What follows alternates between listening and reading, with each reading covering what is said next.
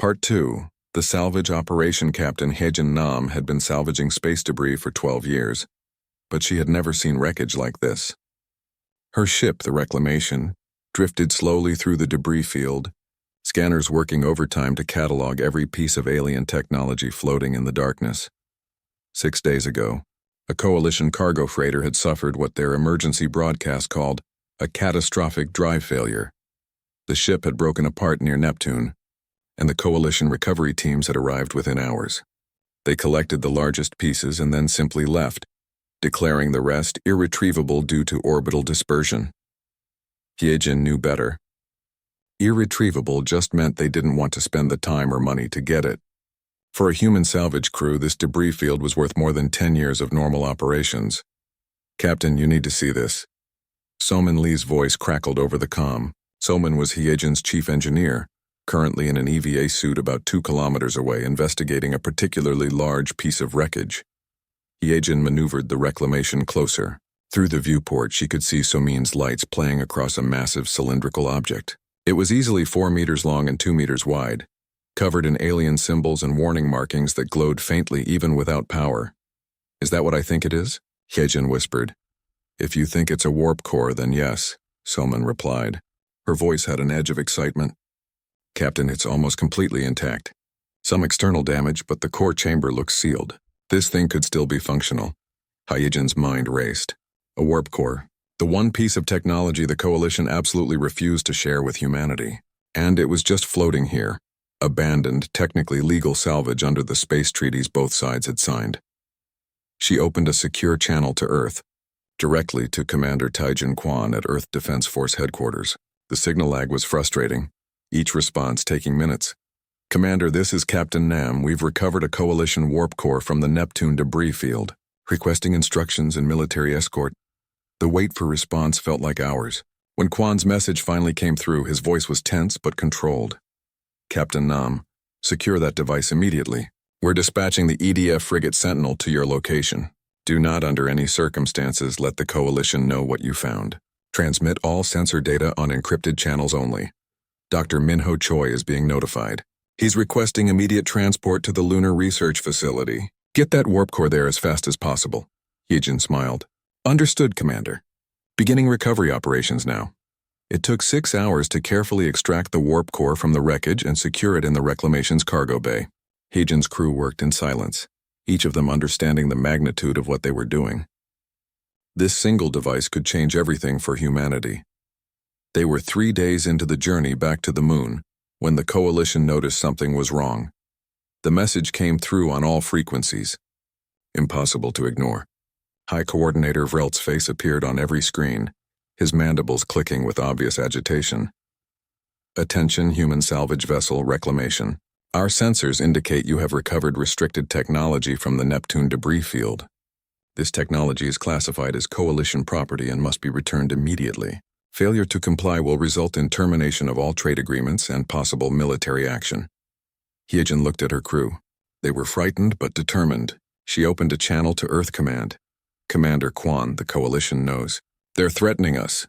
Quan's response was immediate this time. He had been waiting for this. "Captain, continue to lunar facility at maximum speed. The Sentinel and 2 other warships are moving to intercept you. We'll provide escort. Do not stop. Do not respond to Coalition hails. Earth government is handling the diplomatic situation." The next 48 hours were the longest of Hye-jin's life. Coalition ships appeared on sensors, tracking the Reclamation but not yet moving to intercept. They were waiting, probably hoping Earth would back down and return the warp core voluntarily. Earth didn't back down. Ambassador Jiwan Park was in constant meetings with Coalition representatives.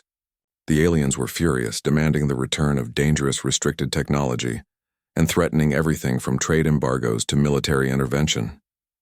Jiwan stood firm, citing the legal salvage treaties and Earth's right to recover abandoned property in neutral space. The Coalition changed tactics. They broadcast messages directly to Earth's population, warning that the warp core could explode, could tear open space-time, could kill millions if humans tried to study it. They painted pictures of disasters that would make nuclear weapons look harmless. Some people on Earth believed them. Protests erupted in major cities. "Return the device," they demanded. Don't risk everything for forbidden technology. But others remembered humanity's history. They remembered being told that flight was impossible, that space travel was fantasy, that splitting the atom couldn't be done. They remembered every time someone said humans weren't ready for something, and how humans proved them wrong. Dr. Minho Choi was already at the lunar research facility when Hyejin's ship arrived. He watched through the windows as the reclamation docked, the massive warp core visible through the cargo bay doors. 72 hours, Jiwan's voice said over his communicator. That's what I negotiated. The Coalition is giving us 3 days to study the device, and then we have to either return it or destroy it. After that, they'll use force to take it back. 3 days to understand technology that took them thousands of years to develop, Minho said. He wasn't complaining. He was calculating. I'll need a team. You have unlimited resources, Jiwan replied. Every scientist on Earth is volunteering. Pick whoever you need. Minho chose carefully. Dr. Yuna Han, a quantum physicist who had published groundbreaking papers on space-time manipulation. Dongyun Kim, a materials scientist who could analyze any substance and determine its properties. Jisoo Ryu, a computer specialist who could crack any encryption, and dozens more. The best minds humanity had to offer, all focused on one goal. The warp core was transported to a specially prepared laboratory deep inside the lunar base. As the doors sealed behind it, Minho felt the weight of what they were attempting. 3 days. 72 hours. After that, Earth would have to give up the device or go to war with the Galactic Coalition. No pressure, Somin Lee joked, as she helped position the warp core on the examination platform. Minho smiled grimly. Let's get to work. The clock started ticking. Earth held its breath, and in orbit above, Coalition warships began to gather, waiting for humanity's time to run out. They tried to hide warp tech. Humans took it apart and brought it back in no time. Story outline. HFY Sci-Fi in third-person part. 1. The Galactic Trade Agreement setting, year 2247. United Earth Council Headquarters, Geneva. The Galactic Coalition finally agrees to establish formal trade relations with humanity after decades of observation. Earth's representative, Ambassador Ji-won Park, leads the negotiations with the alien delegation representing 5 major species in the local galactic cluster. The aliens, the insectoid Vren, the aquatic Ultheri, the crystalline Nethic, the reptilian Kassir, and the gaseous Thum, present humanity with a catalog of approved technologies for trade. Notably absent from the list is anything related to faster-than-light travel. When Ji-won inquires about warp technology, the delegation's leader, High Coordinator Vrelt of the Vren, explains that such advanced technology is restricted to species with appropriate developmental metrics. Earth's chief scientist, Dr. Minho Choi, attends the meeting and immediately recognizes the condescension. The aliens offer fusion reactor upgrades, medical nanites, and agricultural enhancements, all valuable, but nothing that would allow humanity to truly join the galactic community as equals. Despite protests from Ji-won and Minho, the coalition refuses to budge.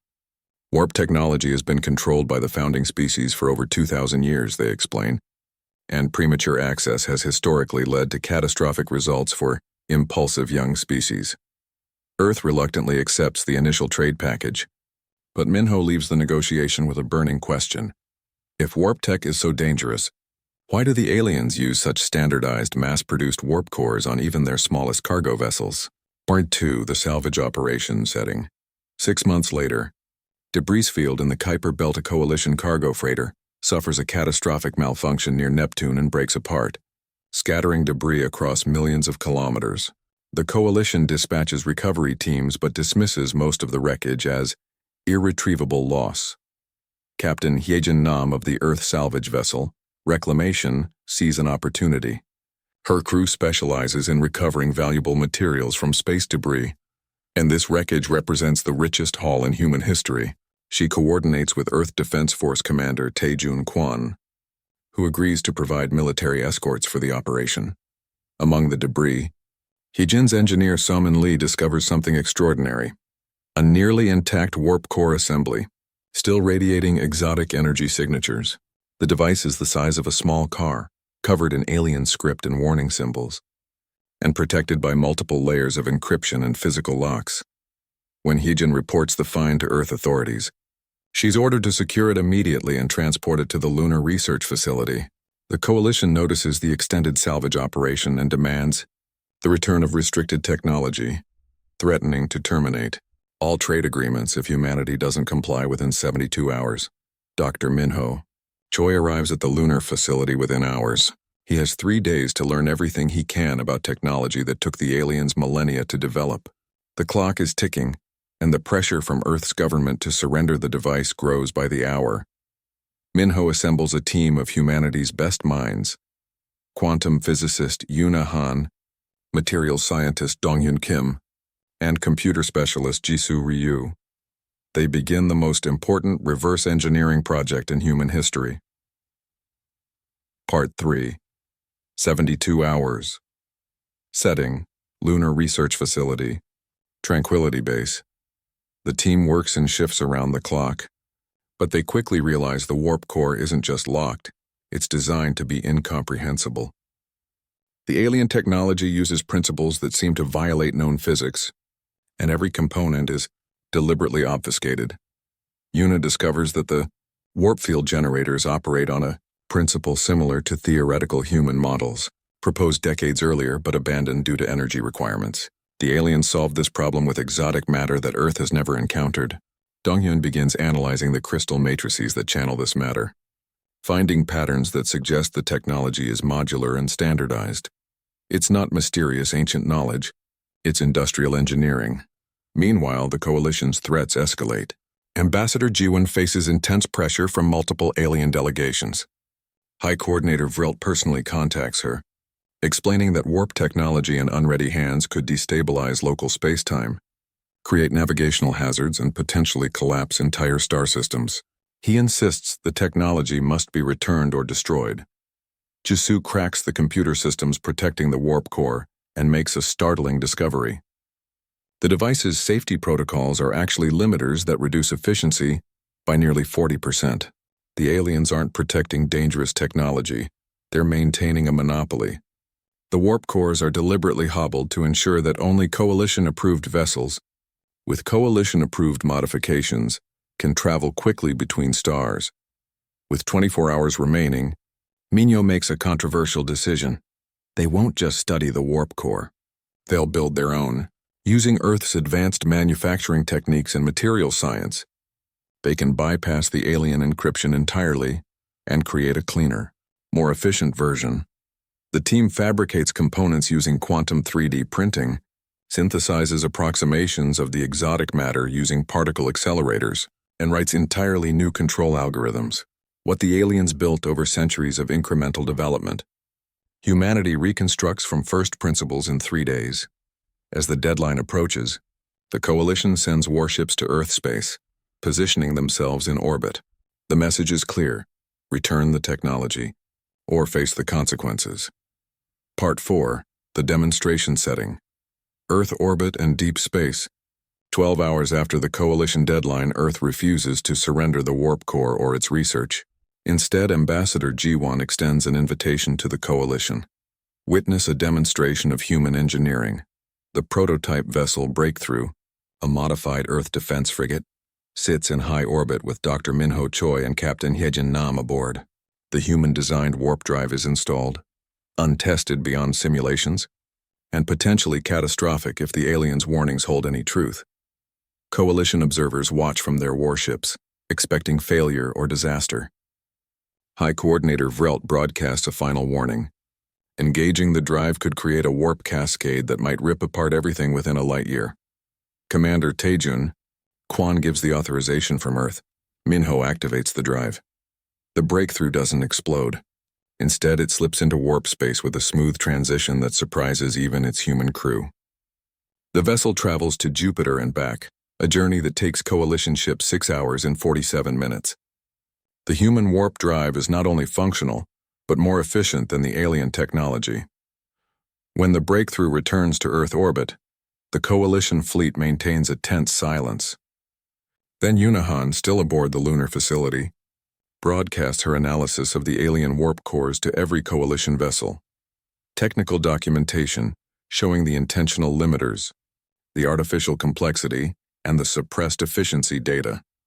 The revelation spreads quickly. Other species in the coalition, especially newer members, begin demanding explanations. Why were they sold inferior technology? Why were the developmental metrics for warp access never clearly defined? How many centuries of slower progress did the founding species impose on everyone else? The political crisis within the coalition begins to spiral. Multiple species recall their ambassadors, and internal accusations fly. The carefully maintained monopoly shatters within days. High Coordinator Vrelt contacts Jiwan privately. He's furious but grudgingly impressed. Humanity didn't just copy alien technology. They understood it, improved it, and exposed the lie at its foundation.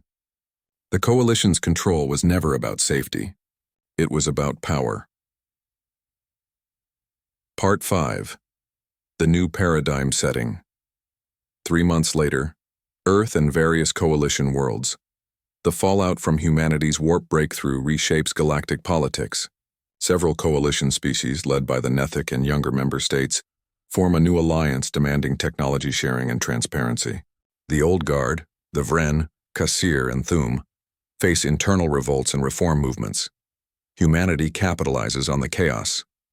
Dr. Minho Choi's team establishes the Solar Institute for Advanced Physics, offering their warp drive designs to any species willing to share their own technology openly. Captain Hyejin Nam leads the first human deep space exploration fleet. Charting routes the coalition kept deliberately obscured, Earth begins constructing warp-capable colony ships, merchant vessels, and a new class of exploratory craft. Within 6 months, human ships appear in dozens of star systems, moving faster than coalition bureaucracy can respond. Ambassador Jiwan negotiates from a position of strength now. The new treaties guarantee Earth full membership in galactic affairs, not as junior partners but as equals. Humanity offers an olive branch: help the coalition reform its institutions, share human innovation in exchange for alien knowledge, and build a truly cooperative interstellar community. Not all species accept. The Vren withdraw from many coalition functions, bitter at losing their privileged status. The Thum attempt to isolate human expansion through diplomatic pressure. But enough species embrace the change that the old order can't be restored. In a symbolic gesture, the original salvaged warp core is placed in the Museum of Human Achievement in Geneva, alongside the Wright Flyer and the Apollo 11 command module. Part 3, 72 hours the warp core sat under bright lights, surrounded by sensors, cameras, and scanning equipment. Dr. Minho Choi circled it slowly, taking in every detail. The device was beautiful in a strange way, covered in patterns that seemed both decorative and functional. First impression? Yuna Han asked. She stood at a control panel running initial scans. It's designed to be incomprehensible, Minho said. Look at these connection points. They're deliberately complex, routed through unnecessary loops, and these symbols aren't a language. They're warnings telling us to stay away. Donghyun Kim ran his hands over the surface, not quite touching it. His instruments measured density, composition, energy signatures. The outer shell is a titanium ceramic composite, nothing we couldn't make ourselves. But inside, there's something else, material that doesn't match anything in our databases. Exotic matter, Yuna said, studying her readings. Has to be. The theoretical requirement for stable warp fields. They've somehow stabilized it inside these crystal matrices. Jisoo Ryu was already working on the computer systems integrated into the device. It's locked down tight.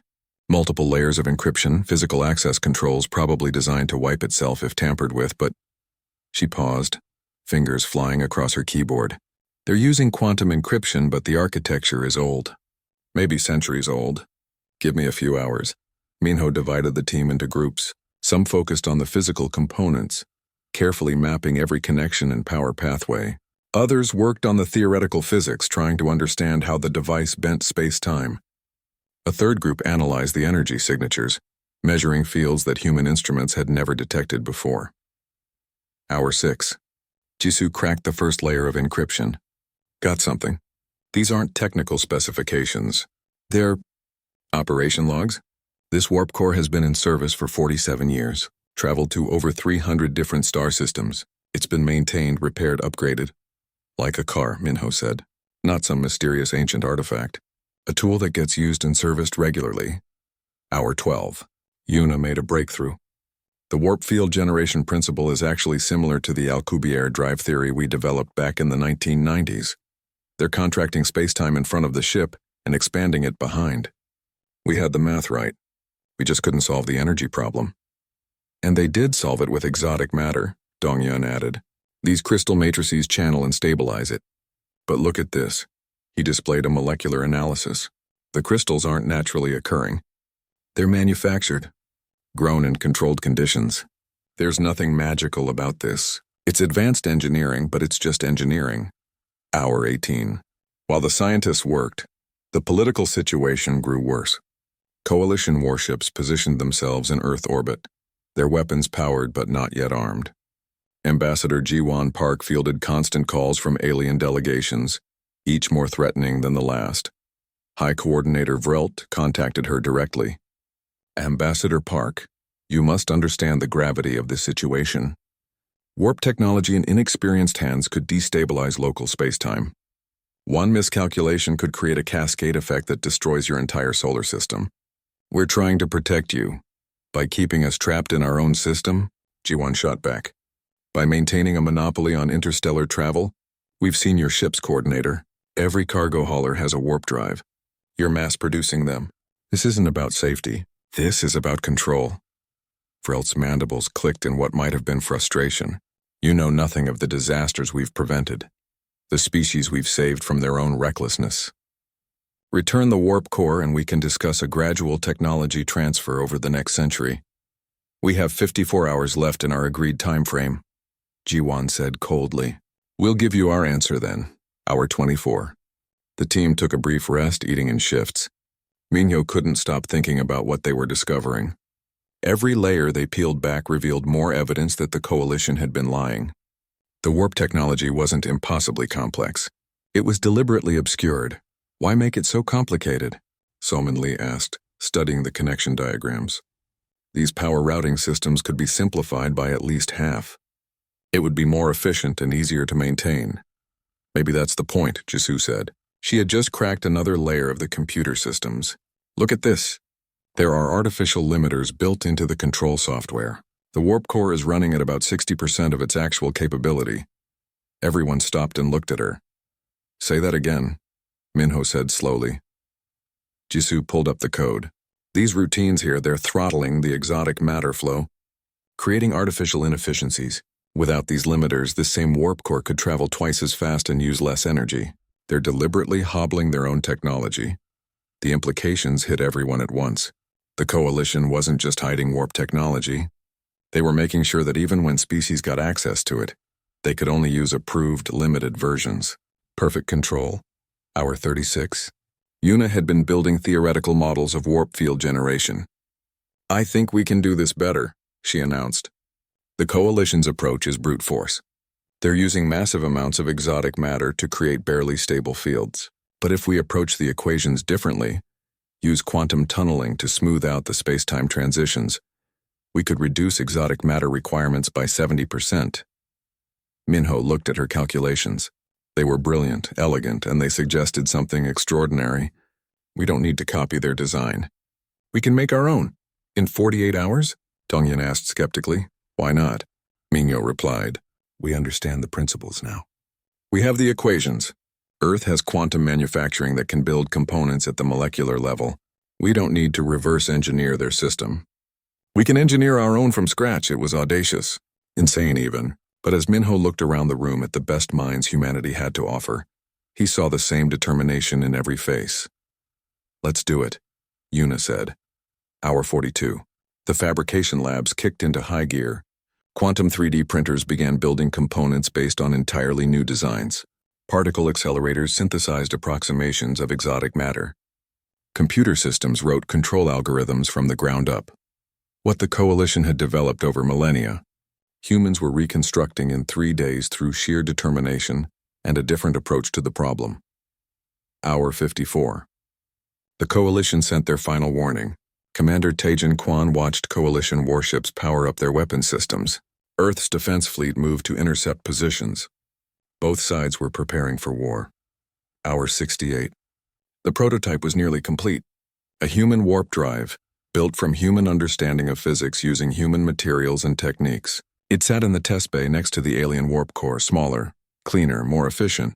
Will it work? Ji-won asked over the video link. Her face looked exhausted. Only one way to find out, Minho said. Hour 72. The deadline arrived. The coalition demanded Earth's answer. Ji-won stood before the cameras, broadcasting to both Earth and the waiting alien ships. We have studied your warp core thoroughly, she said, and we have decided not to return it. Instead, we would like to invite you to a demonstration. The response from the coalition was immediate and angry, but Earth had already made its move. The modified frigate Breakthrough, with Captain Hye-jin-nam at the helm, was ready to launch. Humanity was about to prove that some cages couldn't hold them. Part 4. The Demonstration. The Breakthrough hung in high orbit above Earth, a modified defense frigate that looked ordinary from the outside. Inside, however, it carried technology that had never been tested beyond computer simulations. Captain Hye-jin-nam sat in the command chair, trying to keep her hand steady on the controls. All systems green, Dr. Minho Choi reported from the engineering station. He had insisted on being aboard for the test flight. If something went wrong, he wanted to be there to see it. Exotic matter containment is stable. Warp field generators are online and responding normally. Through the view screen, Hye-jin could see the coalition fleet. 15 warships from 5 different species, all positioned in a loose formation around Earth. Their weapons were powered up, ready to fire if Earth refused to surrender the warp core. High Coordinator Vrelt's face appeared on the communication screen. His mandibles clicked with barely controlled anger. This is foolish beyond measure, Ambassador Park. If you activate an unstable warp drive this close to your planet, the consequences will be catastrophic. The warp field could collapse and create a spatial tear that would tear your world apart. Please, for the sake of your species, stand down. Ambassador Ji-won Park sat in Earth's command center, surrounded by military officials and government leaders. Commander Taejin Kwan stood beside her, his hand near the controls that could activate Earth's defense systems. Everyone was tense, waiting. Your concern is noted, Coordinator, Ji-won said calmly, but we believe your warnings are exaggerated. We've studied your warp technology thoroughly. We understand the principles involved, and we've designed our own solution. Vrelt's body language showed shock. Your own solution? Impossible. Warp field dynamics require understanding that takes centuries to develop. You've had the device for 3 days. 3 days was enough, Ji-won replied. Captain Nam, you are authorized to proceed. Hye-jin took a deep breath. Understood. Beginning warp sequence, she looked at Minho. Ready? As ready as we'll ever be, Minho said. His fingers moved across his console, initializing systems that had never been activated before. Exotic matter flow is nominal. Warp field generators are charging. Field geometry looks stable. The coalition observers watched with a mixture of anticipation and dread. Some of them were probably hoping for failure, for humanity to learn a hard lesson about reaching too far too fast. Others seemed genuinely worried that Earth was about to destroy itself. Yunahan's voice came through from the lunar facility, where she was monitoring every sensor reading. Field equations are matching theoretical predictions. Space-time curvature is forming exactly as calculated. Minho, this is beautiful. Your design is actually more stable than theirs. The Breakthrough began to glow with a faint blue light as the warp field formed around it. Energy readings spiked. Space itself seemed to ripple around the ship. Field generation at 50%, Minho reported. His voice was steady, but Hye-jin could see the tension in his shoulders. 75%. Field geometry is holding. No signs of instability. 100%, Hye-jin announced. We have a stable warp field. All systems nominal. Nothing exploded. No spatial tears opened up. The Breakthrough simply sat there, wrapped in a bubble of warped space-time exactly as the calculations had predicted. Vrelt's mandibles clicked rapidly. Impossible. You couldn't have— Watch carefully, Ji-won interrupted. Hye-jin, take us to Jupiter and back. Copy that, Hye-jin said. She engaged the warp drive. The Breakthrough didn't lurch or shake. It simply slipped sideways out of normal space-time. One moment it was visible to all the sensors and cameras pointed at it. The next moment it was gone. Inside the ship, Hye-jin and Minho watched in wonder as the view outside the windows changed. Earth vanished. Stars streaked past, but not in the way they did during normal flight. The universe itself seemed to flow around them. Space compressed ahead and expanded behind. Speed is holding steady, Minho reported. We're covering astronomical units per second. Estimated arrival at Jupiter in 23 minutes. Hye-jin laughed. She couldn't help it. They were traveling faster than light. Humans. In a human-built ship using human-designed technology. The Coalition had said it would take centuries. Earth had done it in 3 days. Back in Earth orbit, the Coalition fleet was in chaos. Their sensors showed the breakthrough had simply vanished, traveling faster than their own ships could track. Communication channels between the alien vessels buzzed with confused chatter. The breakthrough reached Jupiter, looped around the massive planet, and headed back toward Earth. The return journey took 24 minutes. When the ship dropped out of warp space back in high orbit, only 47 minutes had passed since departure. A journey that took Coalition ships 6 hours had taken humanity less than 50 minutes. Silence filled every communication channel. The Coalition observers couldn't believe what they had just witnessed. Not only had Earth built a working warp drive in 3 days, but it was faster than Coalition technology. Hye-jin opened a channel to Earth Command. Mission successful. All systems performed perfectly. The warp drive works better than expected. Cheers erupted in the command center. Scientists hugged each other. Military officers shook hands. Ji-won allowed herself a small smile before turning back to face Frelt's image on the screen. The alien coordinator looked stunned. His mandibles hung slack. How? He finally managed to ask. By not assuming complexity means mystery, Ji-won replied. Dr. Han, would you like to explain? Yuna's face appeared on screens throughout the Coalition fleet. She was broadcasting on all frequencies, and her technical documentation was being uploaded to every ship's computer simultaneously. The Coalition warp cores use a brute force approach to space-time manipulation, Yuna explained, displaying diagrams.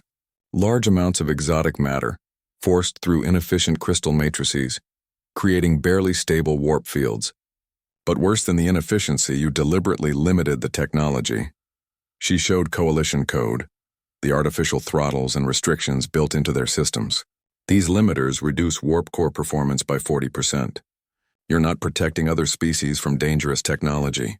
You're preventing them from traveling as efficiently as you do. Donghyun appeared on screen next, showing material analyses. Your warp cores are also unnecessarily complex. Routing systems that could be simplified, components that could be miniaturized.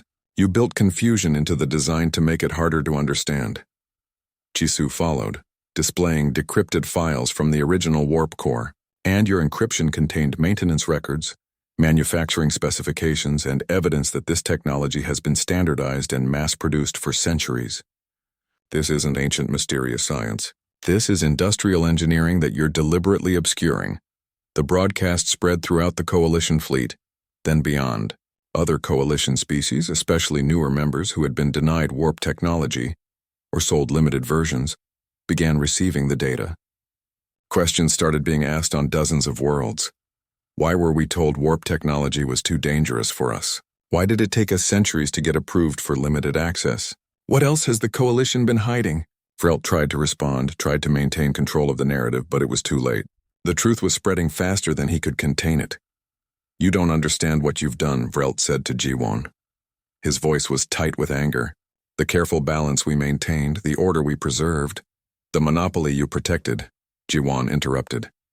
The control you maintained over every species that joined your coalition. We understand perfectly, Coordinator, and now so does everyone else. Communications channels erupted with calls from other species. The Nethic demanded explanations. Younger member species recalled their ambassadors. Internal coalition politics began to fracture in real time. Minho and Hye-jin returned to Earth as heroes. The breakthrough landed to cheers from thousands of people who had gathered to watch. The message was clear. Humanity would not be contained, would not accept artificial limits, would not wait for permission to reach for the stars. That night, Ji-won received a private communication from Vrelt. The alien coordinator looked tired, defeated. You've destroyed something that took millennia to build, he said. We've destroyed a lie, Ji-won replied, and we're going to help build something better. Part 5. The New Paradigm. 3 months after humanity's warp demonstration, the galaxy looked very different. Ambassador Ji-won Park stood at the window of the newly established Earth Embassy on the Nethic homeworld. watching alien ships come and go from the spaceport below. Many of those ships now carried human-designed warp drives. The Nethic had been the first to reach out after the breakthrough's successful test flight. Their crystalline forms had resonated with anger when they learned how the Coalition's founding species had deliberately limited technology sharing. Within days of receiving humanity's technical documentation, Nethic engineers had built their own improved warp drives. "The preliminary trade agreements are ready for your review," said Counselor Varesh, the Nethic diplomat assigned to work with Earth.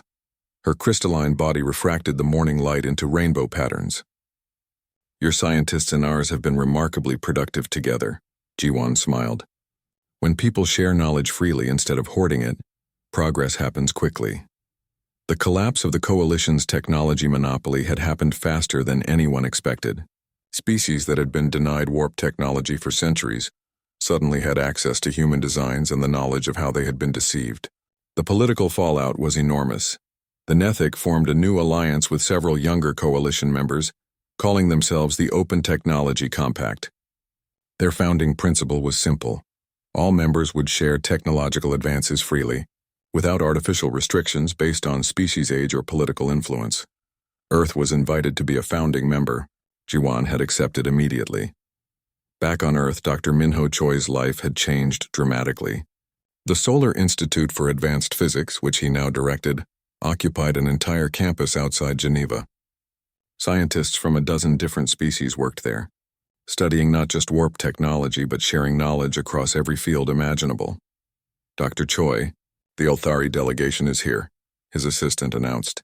"They want to discuss their medical nanite technology."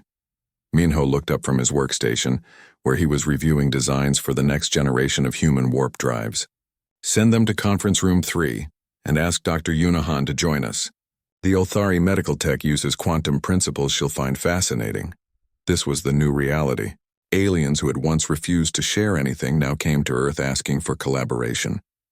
The success of humanity's rapid warp drive development had shattered old assumptions about how long technological advancement should take. Captain Hejin Nam commanded the first deep space exploration fleet Earth had ever assembled. 5 ships, all warp-capable, all designed to travel farther than any human had gone before. They had already visited 7 star systems, making first contact with 3 species the Coalition had never mentioned. "Strange how many inhabited systems aren't on any Coalition charts," Hejin remarked to Somin Lee as they approached their next destination. "Makes you wonder what else they've been hiding. Or who else they've been keeping isolated," Somin replied. She was now chief engineer of the entire fleet, overseeing warp drive maintenance across all 5 ships. "Some of these civilizations we've met didn't even know the Coalition existed." The exploration fleet wasn't just about discovery. It was about building relationships beyond the old power structures. Earth was creating its own network of allies and trading partners, species that the Coalition had overlooked or deliberately avoided. Not everyone was happy with the changes. The Vren had withdrawn from most Coalition functions, bitter about losing their privileged status.